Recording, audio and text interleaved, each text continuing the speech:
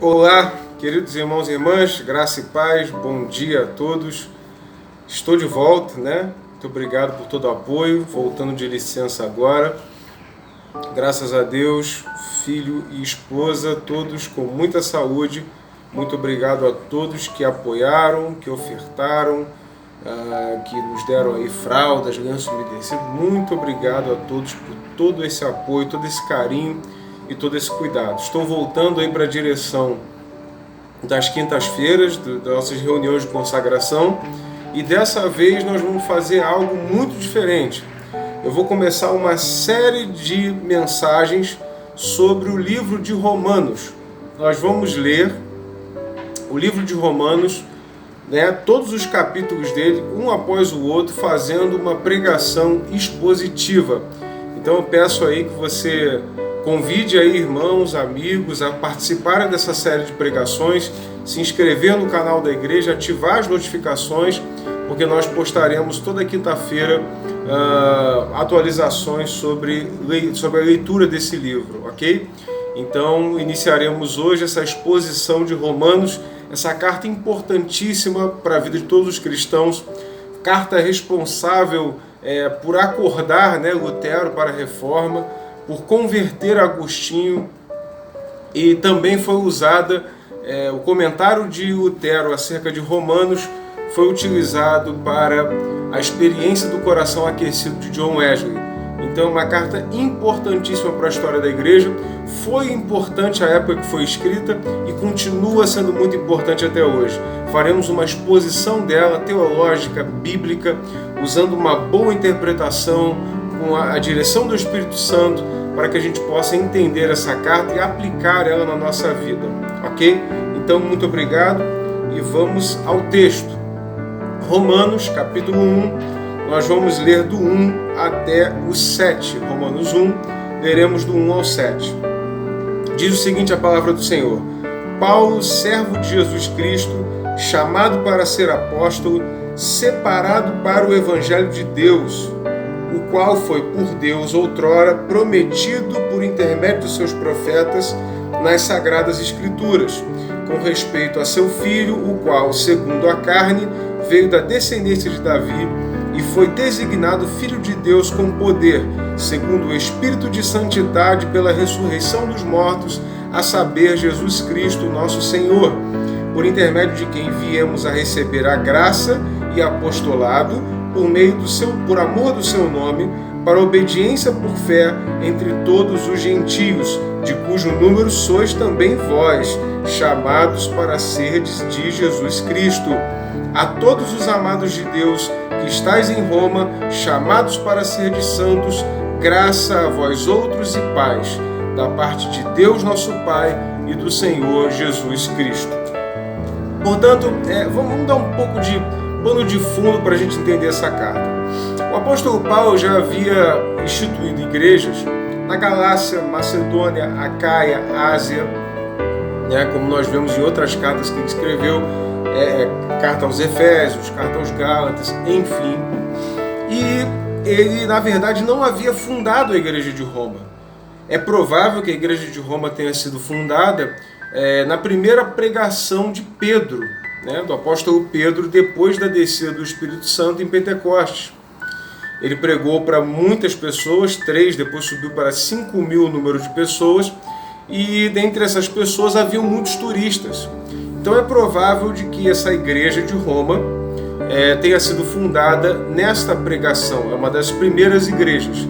Não foi o apóstolo Paulo que fundou a igreja de Roma, mas ele direciona a carta a essa igreja porque ele está precisando de financiamento, de oração, para que ele possa iniciar uma nova missão na Espanha. E é muito interessante que o capítulo 1 vai fazer exatamente essa exposição do porquê que ele quer ir até a Espanha pregar o Evangelho, né? Então esse é o contexto da carta. Algo importante a ressaltar embora o apóstolo Paulo não tenha fundado a igreja de Roma, ele tem muita liberdade para escrever a esse povo.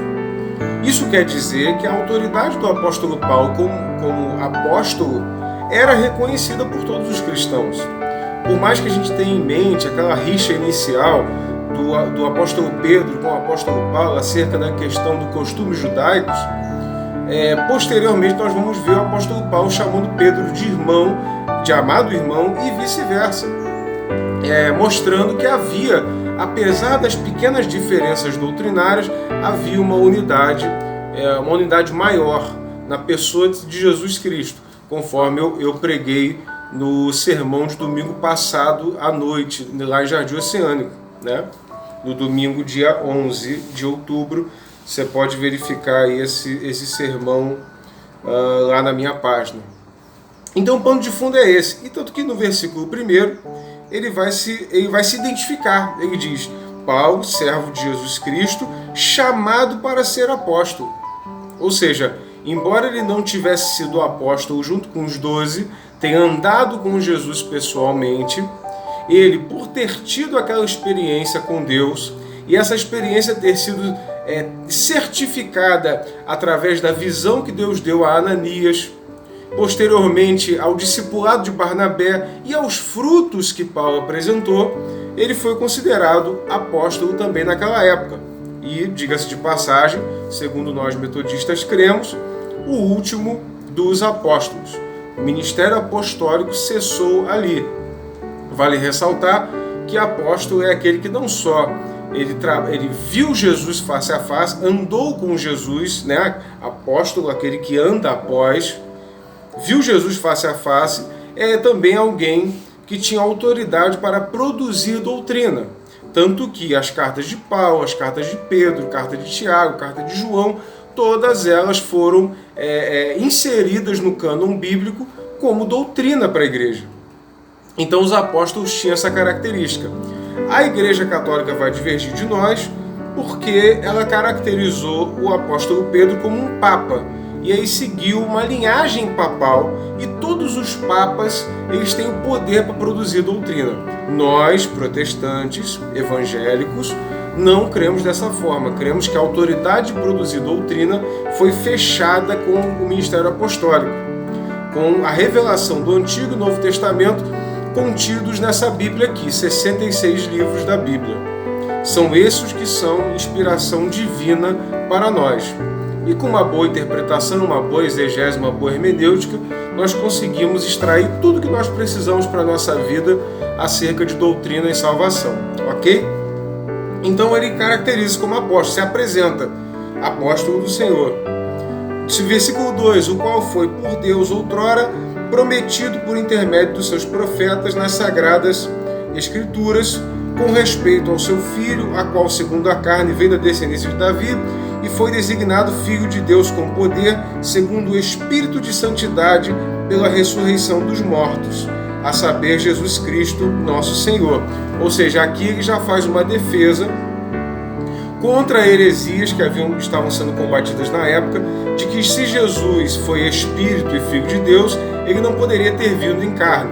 O apóstolo João, na sua epístola, ele vai caracterizar que esses que não confessam que Jesus veio em carne são anticristos. E ele está dizendo, pela carne ele foi descendência de Davi, ou seja, ele veio em carne, mas também tem um espírito de santidade e foi filho de Deus. Ou seja, aquilo que seria falado 8, 9 concílios depois, que Jesus é 100% homem e ao mesmo tempo 100% Deus, o apóstolo Paulo já estava confirmando essa informação e essa visão doutrinária acerca da pessoa de Jesus Cristo. E ele continua, designado como Filho de Deus com poder. Versículo 5, por intermédio de quem viemos a receber a graça e apostolado por amor do seu nome, para a obediência por fé entre os gentios. Portanto, nós recebemos graça, ou seja, ele já está afirmando que a salvação não vem de nós, não é mérito nosso, ela é por graça, nós recebemos ela sem merecer. E recebemos apostolado, ou seja, recebemos apóstolos, autoridade apostólica, que foi responsável por produzir a doutrina necessária para os povos, sobretudo os gentios, e os judaizantes também, que serviam Jesus Cristo, mas não queriam deixar de guardar as práticas da lei judaica. Então, ele vem confirmando essas duas coisas logo no início da carta. É muito importante nós observarmos isso. Por amor de seu nome, versículo 5, para a obediência por fé entre todos os gentios. Ou seja, para que eu obedeça essa doutrina e eu a sirva, eu tenho que primeiro ter fé. Se eu não tiver fé, eu caio na heresia do gnosticismo, eu caio na heresia do pelagianismo, eu caio em heresias que me levam, por pensamentos simplistas, lógicos e puramente científicos, a negar essa divindade de Cristo e essa humanidade de Cristo. E aí eu me distancio da fé, eu me torno um anticristo, um anticristão. E o apóstolo Paulo está deixando mais uma vez isso claro. E ele especifica, entre todos os gentios, final do versículo 5, e versículo 6 ele diz, de cujo número sois também vós, chamados para serdes de Cristo Jesus. Ou seja, ele faz uma declaração, dentre esses gentios, vocês, romanos, comunidade cristã romana, estão inseridos nesse número. Vocês também foram chamados para serem de Jesus.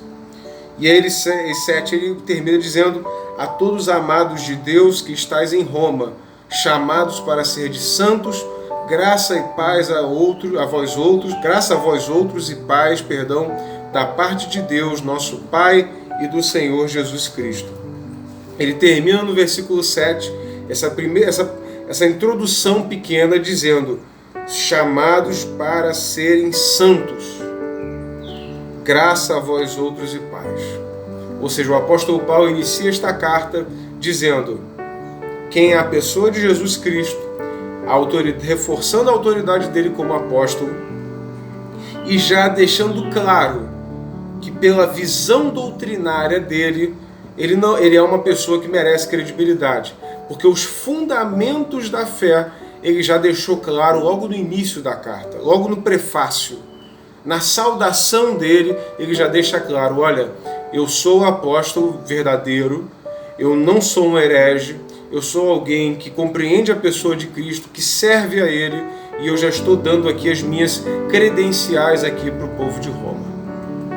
Dessa forma, meus queridos, nós iniciamos nosso estudo na Epístola de Romanos, Epístola de Paulo aos Romanos.